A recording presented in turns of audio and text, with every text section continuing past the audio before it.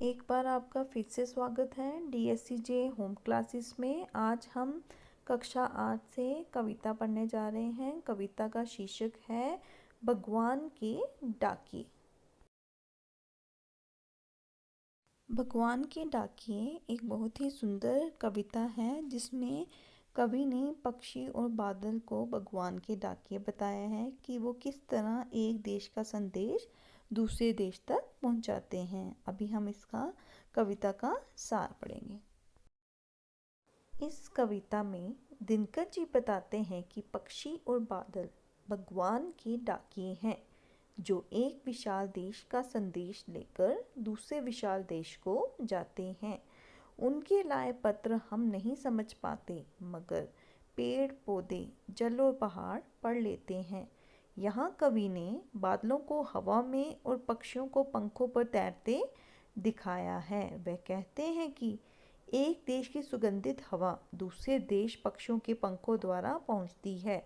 इसी प्रकार बादलों के द्वारा एक देश का भाव दूसरे देश में वर्षा बनकर गिरता है। अब हम इसकी प्रसंग व्याख्या करेंगे। पक्षी और बादल ये भगवान के डाके हैं जो एक महादेश से दूसरे महादेश को जाते हैं। हम तो समझ नहीं पाते हैं मगर इनकी लाई चिट्ठियाँ पेड़ पौधे पानी और पहाड़ वाँचते हैं।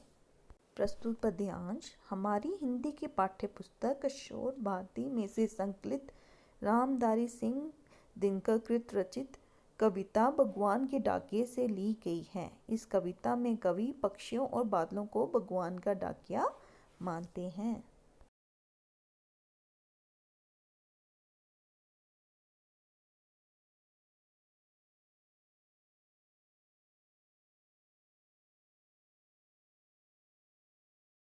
कवि कहते हैं कि आकाश में उड़ते पक्षी और बादल भगवान का संदेश लेकर आए हुए उसके डाकिए हैं जो एक देश से दूसरे देश को उड़ते रहते हैं।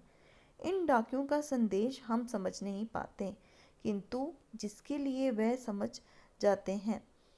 भगवान बादलों के द्वारा जो संदेश भेजते हैं उन्हें पेड़ पौधे पहाड़ और जल अच्छी तरह से पढ़ पाते हैं क्योंकि ये संदेश उनके लिए होते हैं।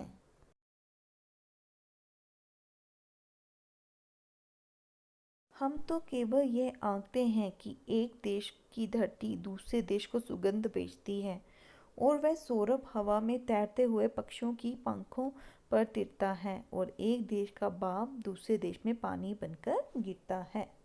प्रस्तुत पद्यांश हमारी हिंदी की पाठ्य पुस्तक किशोर भारती में से संकलित रामधारी सिंह दिनकर द्वारा रचित कविता भगवान के डाकिए से ली गई हैं। इस काव्यांश में कवि पूरे विश्व को एक मानते हैं। कवि कहते हैं कि हम मनुष्य देश को उसकी सीमाओं से जानते हैं किंतु प्रकृति किसी सीमा को नहीं जानती। वह अपना वरदान सबको देती है। सुगंध किसी बंधन को नहीं मानती हुए एक देश से दूसरे देश उड़ती रहती है। वही महक पक्षियों के पंखों पर बैठकर इधर से उधर उड़ती रहती है और एक देश से उठी भाप दूसरे देश में वर्षा बनकर बरसती रहती है। कवि ने पक्षी और बादल को भगवान के डाकिए क्यों बताया है, स्पष्ट कीजिए। कवि ने पक्षी और बादल को भगवान के डाकिए इसलिए माना है क्योंकि ये संदेशों को एक स्थान से दूसरे स्थान तक पहुंचाने में सहायता करते हैं। बादल शीतलता का संदेश देते हैं और पक्षी अपने पंखों पर सुगंधित वायु को लेकर एक देश से दूसरे देश जाते हैं। प्रश्न नंबर 2, पक्षी और बादल द्वारा लाई गई चिट्ठियों को कौन कौन पढ़ पाते हैं। पक्षी और बादल द्वारा लाई गई चिट्ठियाँ पेड़ पौधे पानी और पहाड़ ही पढ़ पाते हैं। वही उनकी भाषा को समझ पाते हैं। इन पंक्तियों का भाव क्या है।